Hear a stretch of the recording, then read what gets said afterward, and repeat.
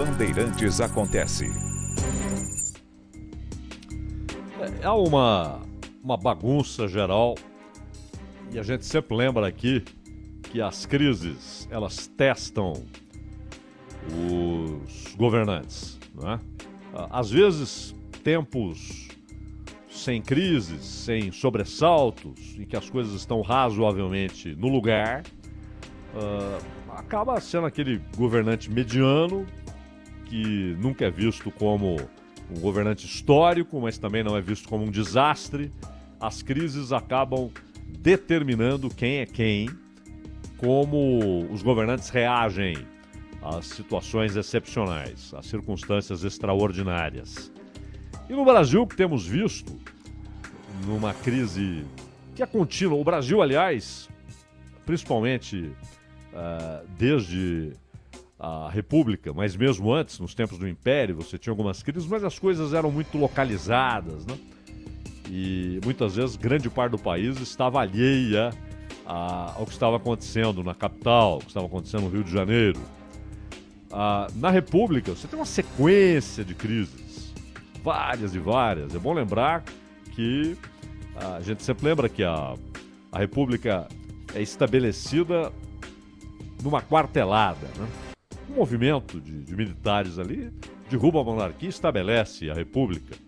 Vários rincões no país demoraram anos até que chegasse a informação de que não havia mais o imperador, não havia mais o monarca, havia uma república com presidentes que chegavam e saíam. E também não mudou muito a vida dessas pessoas. É claro que houve movimentos de reação, como o pouco compreendido movimento nos Canudos, né, de Antônio Conselheiro, um negócio que deveria ser estudado profundamente em todas as escolas, né? Profundamente, não como um assunto para 3, 4 dias. E vários problemas que surgiram na República, insurreições regionais, insurreições militares, né? Na Marinha, no Exército, o movimento dos tenentes, depois uma nova derrubada de governo, porque é bom lembrar que o primeiro presidente, que é o Deodoro, renuncia. O segundo fecha o parlamento. O primeiro presidente civil, o Prudente de Moraes, ainda é tutelado pelos militares. E as coisas vão se arrastando na velha república até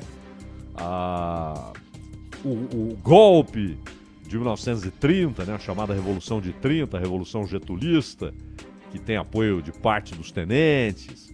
É uma crise atrás da outra, dentro dos 15 anos iniciais de Getúlio, porque depois ele volta eleito, mas dentro daqueles 15 anos há um período ditatorial terrível, que começa mesmo antes de se declarar, de se decretar o Estado Novo, aliás, nome que foi copiado do regime salazarista em Portugal.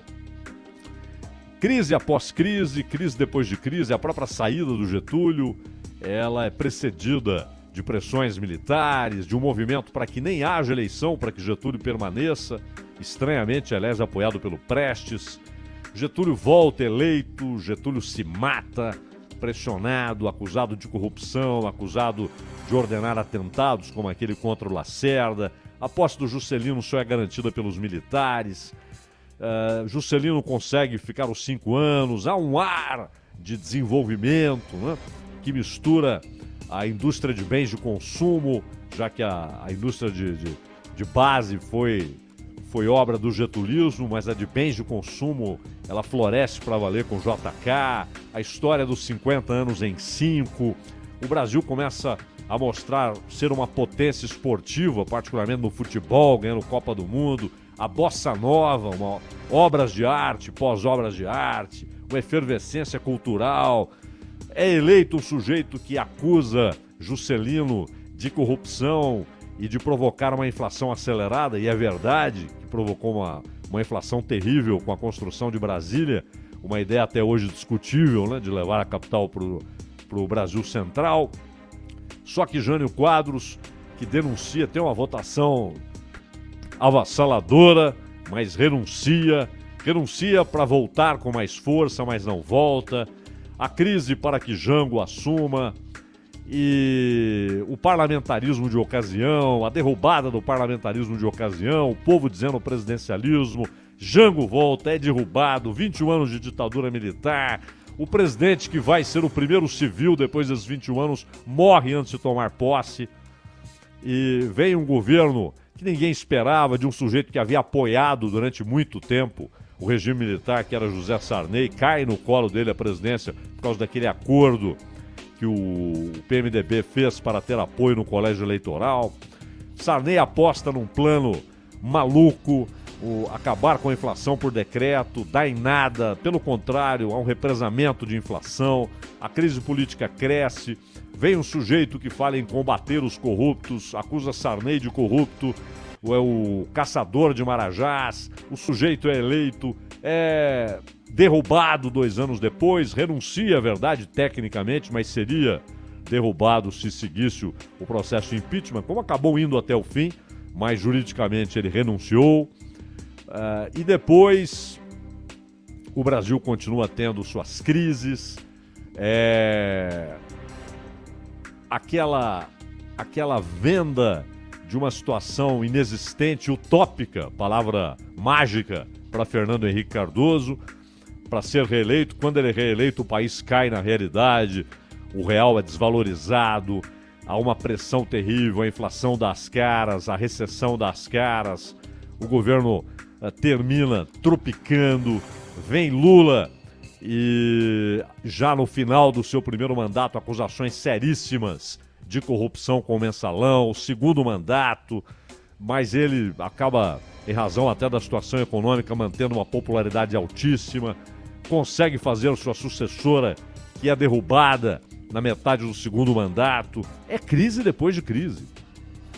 Então, crise não é uma situação de excepcionalidade no Brasil. Parece ser a normalidade. O excepcional são os tempos de paz. São os tempos de sossego, de harmonia. São excepcionais, raros. Raros, e são crises agudas. Eu sempre lembro que tivemos na TV Bandeirantes o programa Vamos Sair da Crise. Ora, foi possível dar nome a um programa? Não era uma reportagem especial, uma série de reportagens, era um programa para durar anos. Quando você coloca o nome no programa de Vamos Sair da Crise, é porque você sabe, aposta que a crise, ela não é apenas algo agudo ali, é crônica, é permanente quase. Até há uma contradição conceitual com a palavra crise, que em si sinaliza para algo excepcional, momentâneo. Uma ruptura dos tempos de normalidade. Aqui a ruptura parece ser a normalidade, ela é a ruptura. É a estranha. A normalidade é a que foge ao padrão da realidade política brasileira. As crises vão se acumulando e uma reproduz a outra e se soma a outra e é sucedida pela outra, é uma crise sucedendo a outra. Então agora nós temos uma crise diferente, mas mais uma crise. Uma relação absurdamente ruim, e por isso eu digo que não há a menor possibilidade de reconciliação verdadeira, momentos de trégua, que já houve, não é? Já houve alguns, mas no geral é uma situação de ruptura entre um governo e a principal corte do país, e uma relação que já foi pior do governo com o Congresso, melhorou principalmente com o Arthur Lira na presidência da Câmara, porque com o Rodrigo Maia era uma crise atrás da outra também, né? E dos dois lados havia o ato contínuo, o moto contínuo de alimentar a crise, no Palácio e na Câmara dos Deputados. Com Alcolumbre, a relação era mais instável, havia melhoras, reuniões, abraços, sorrisos, depois distanciamentos. Com Rodrigo Maia, começou com sorrisos e terminou com xingamentos. Né? Xingamentos entre Bolsonaro e Rodrigo Maia.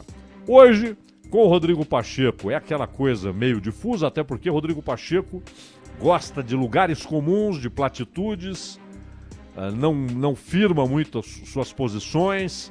De acordo com as circunstâncias, ele vai escolhendo o terreno que ele quer defender, sem preocupações com contradições pessoais. Né? Na Câmara, não. O Arthur Lira parece ter uma firmeza maior nos seus objetivos.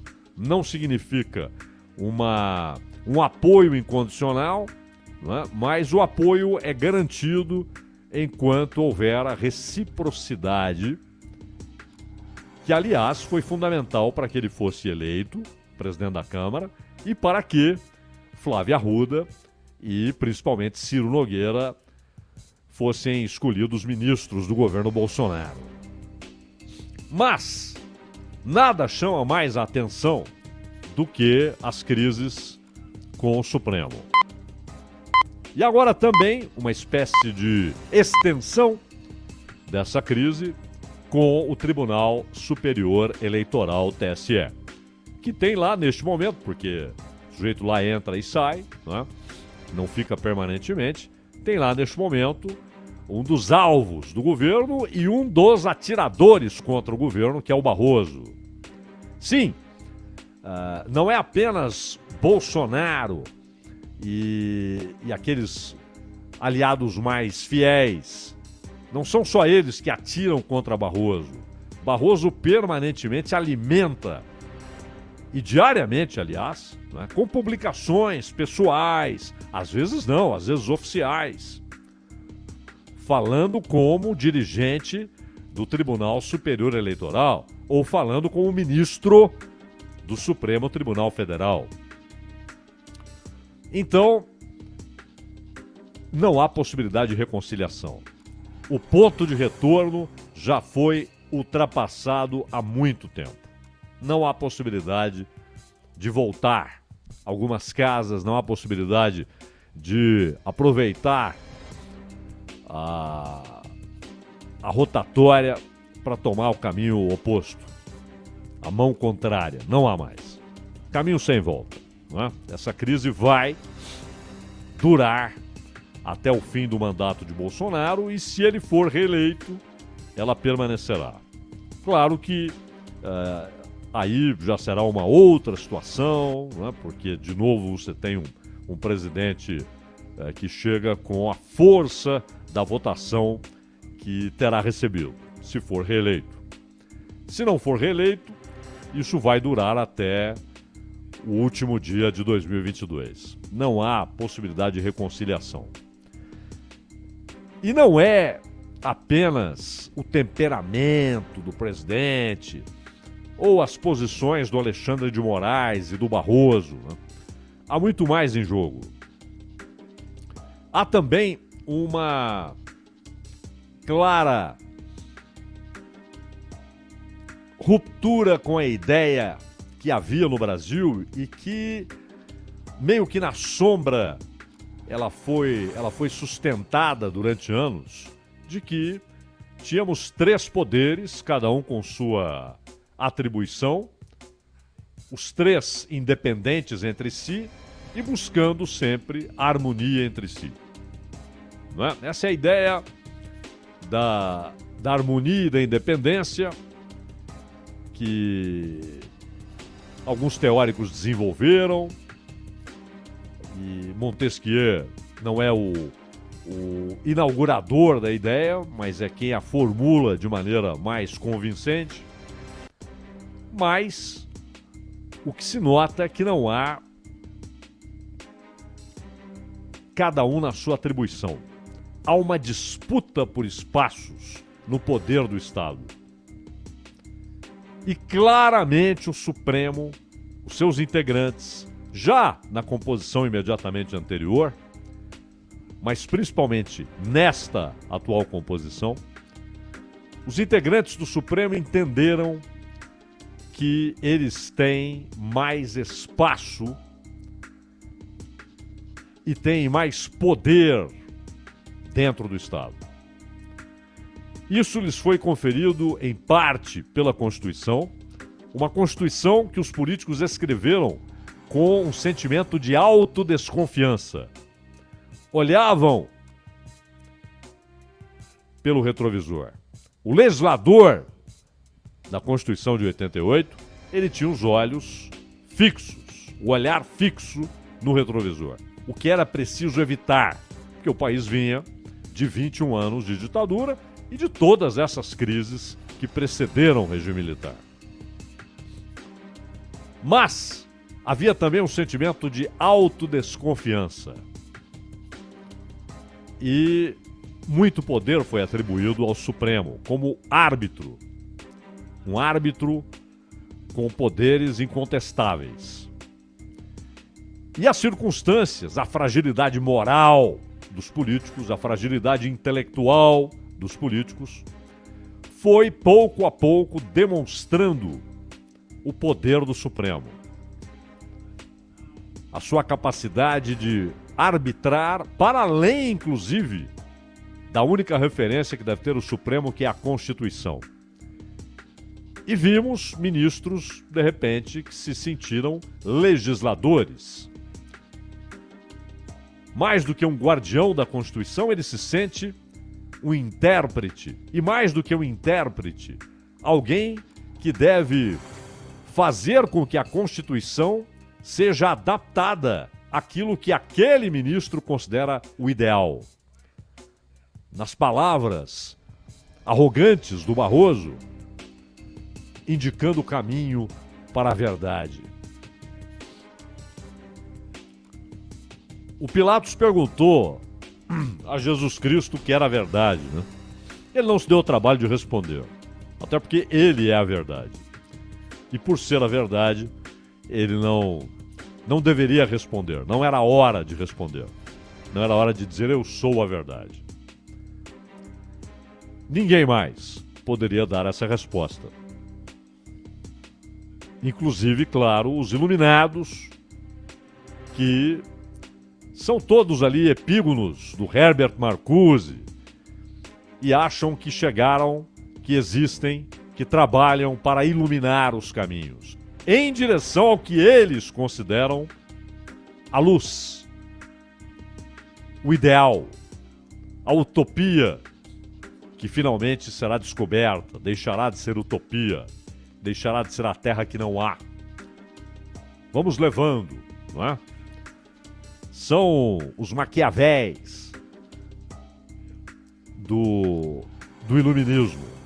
Assim como Gramsci se imaginava o Maquiavel do marxismo, né? Aquele que daria a cartilha.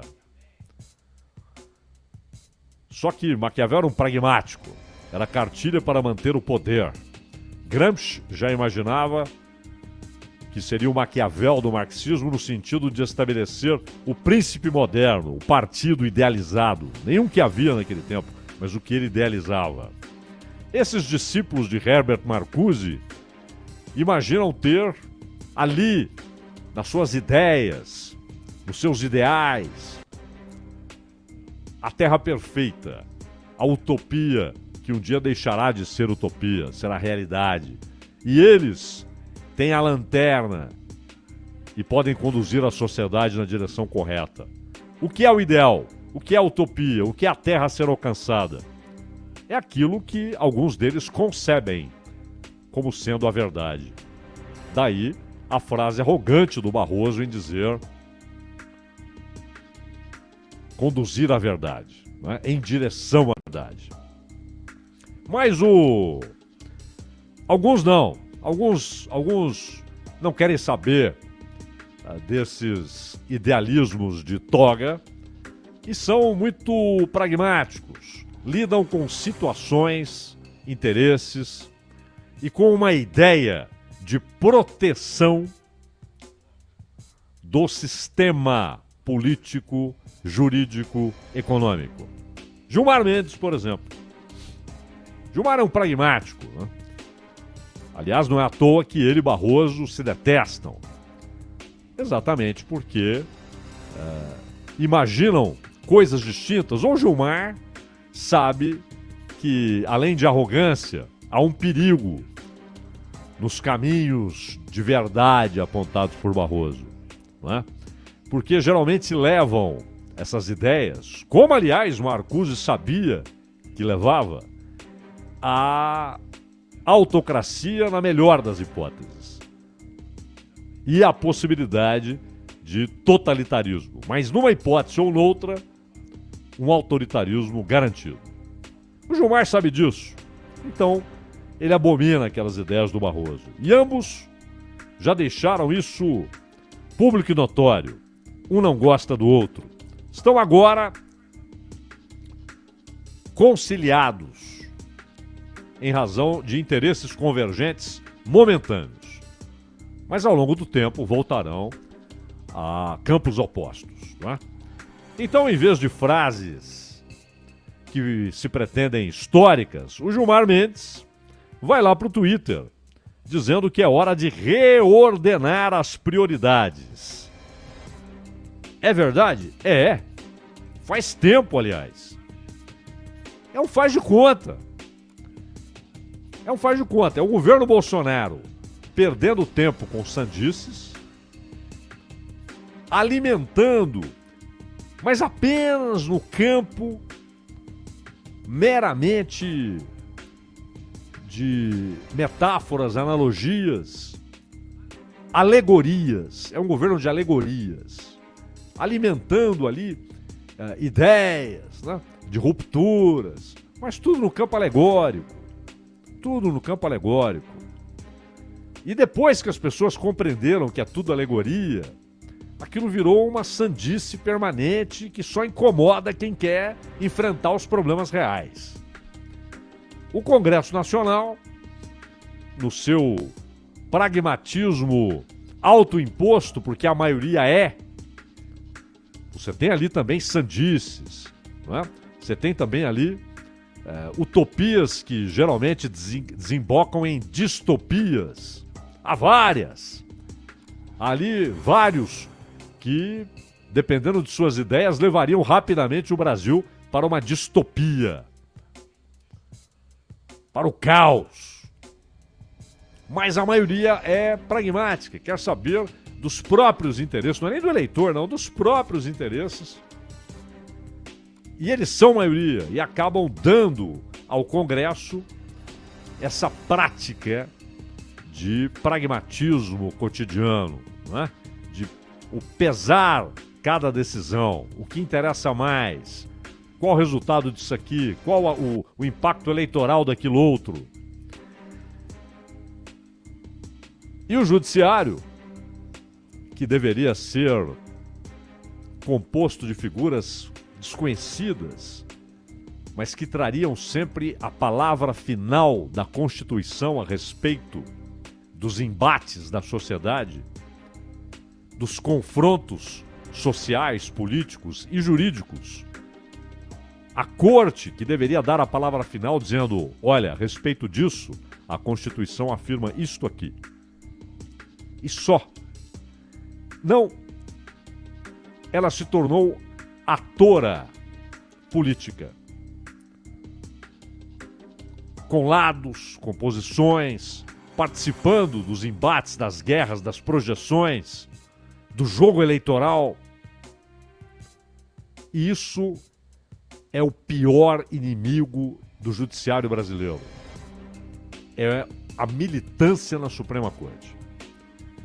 O Gilmar Mendes, quando fala em reordenar prioridades, ele tem razão. Mas como era um tweet, é claro que ele não ia ali elencar prioridades, a não ser em termos gerais.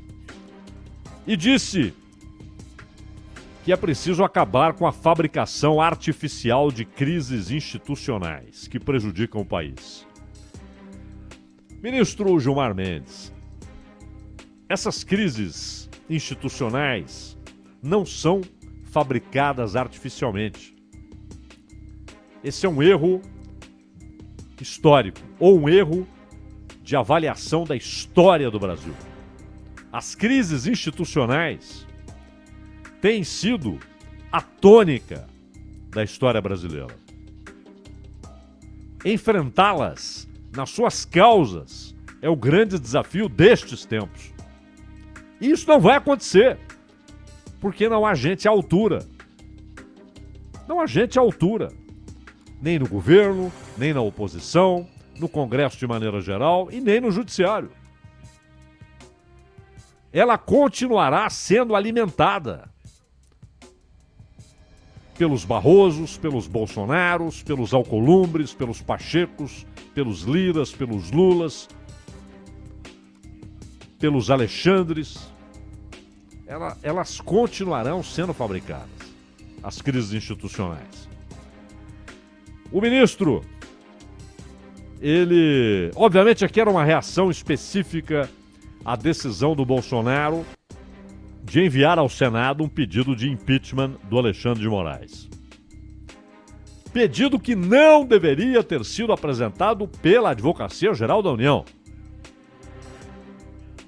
mas pelo cidadão Jair Bolsonaro.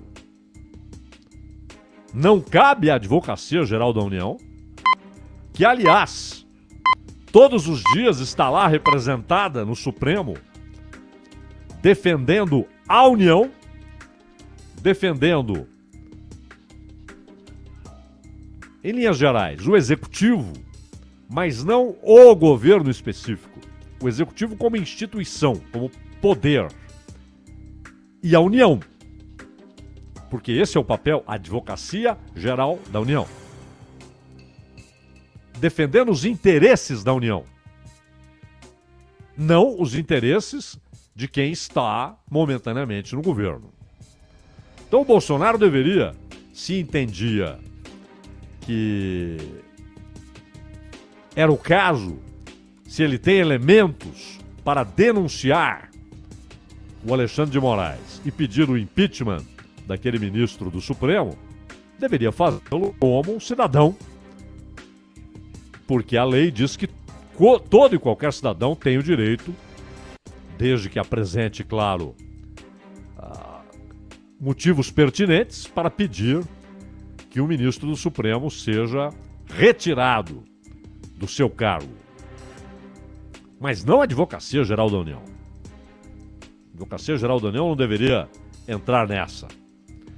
Mas foi esse fato que gerou a reação do Gilmar. Ele disse: a fabricação artificial de crises institucionais infrutíferas afasta o país do enfrentamento dos problemas reais.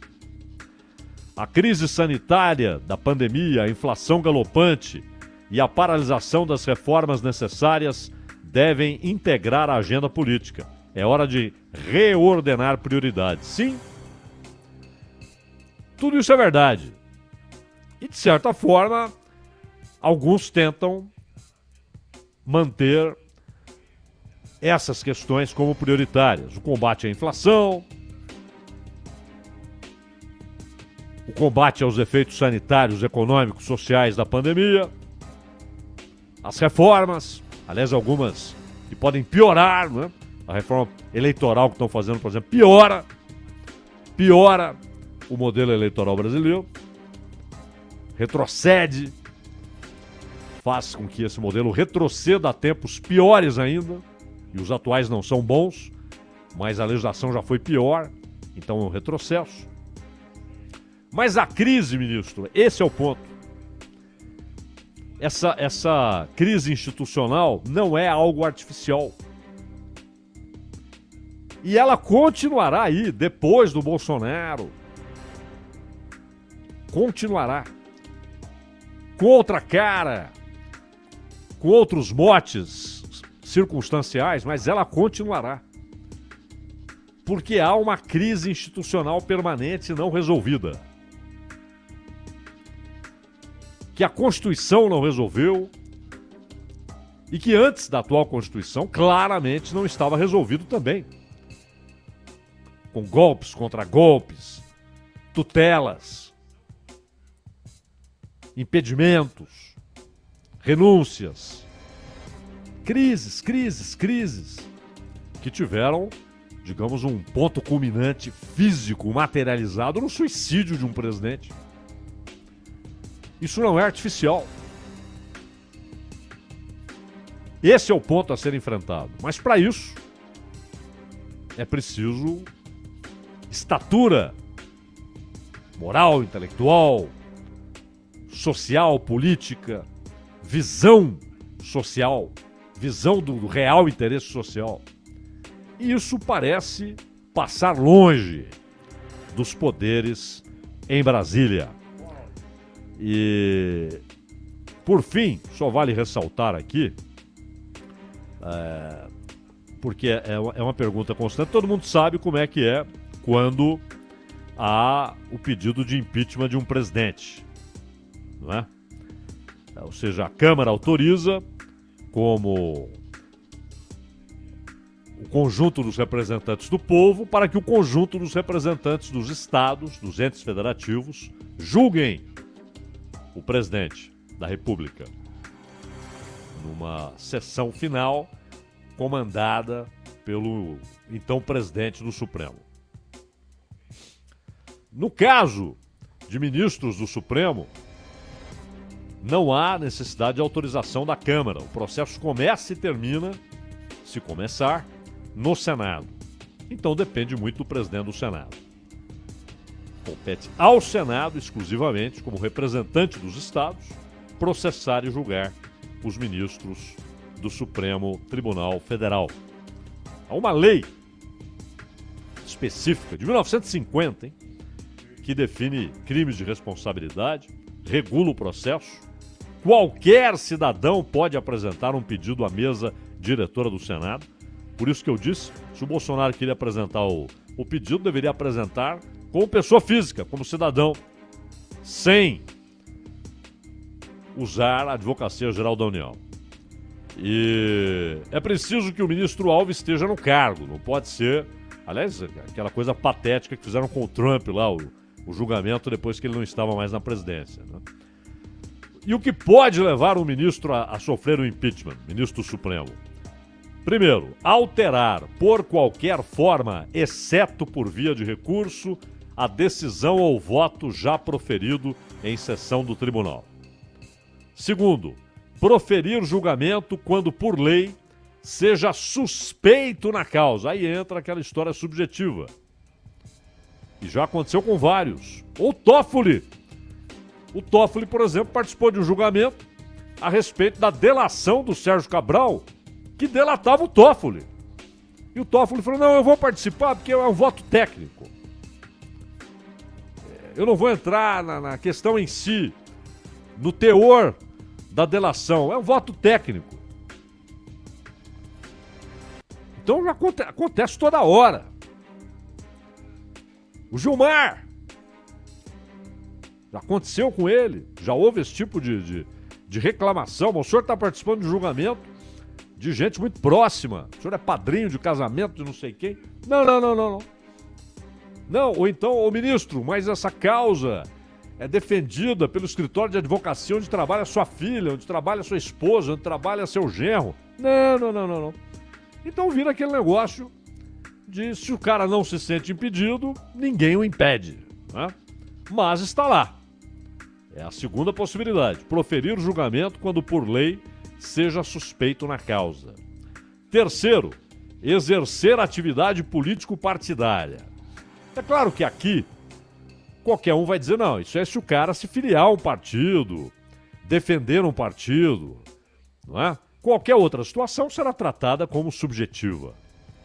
Por exemplo, se um ministro defende as bandeiras de um partido ou toma posição favorável ao sucesso eleitoral de um partido, aí entra no terreno da subjetividade. Ninguém vai conseguir derrubar o cara. Quarto, ser patentemente decidioso, negligente no cumprimento dos deveres do cargo. Esse patentemente também joga para escanteio a chance de ocorrer. E quinto, proceder de modo incompatível com a honra, dignidade e decoro de suas funções. Então, é um mar de subjetividade. O que torna o julgamento político. É preciso que o Senado queira. Porque alguém pode apresentar um pedido com base em qualquer um desses aqui ou em alguns desses aqui, desses itens. Mas é preciso que o Senado queira, é preciso que a maioria do Senado queira, entenda como politicamente importante e interessante derrubar aquele ministro, o que nunca aconteceu. Apresentado o pedido, o presidente do Senado precisa fazer a leitura da denúncia em plenário e aí não há prazo para que sejam avaliadas as denúncias. A decisão cabe unilateralmente ao chefe da casa, ou seja, o Alcolumbre arquivou todos que chegaram a ele. Não deixou na gaveta, não. No fim, ele arquivou. Já era. E o mesmo será feito pelo senhor Rodrigo Pacheco. Ronald. Bandeirantes acontece sempre com o tema de abertura com o Cláudio Zaidan, que vira podcast. Daqui a pouco estará à disposição para você. É o Entendendo a Notícia. A gente já volta. Rede Bandeirantes de Rádio.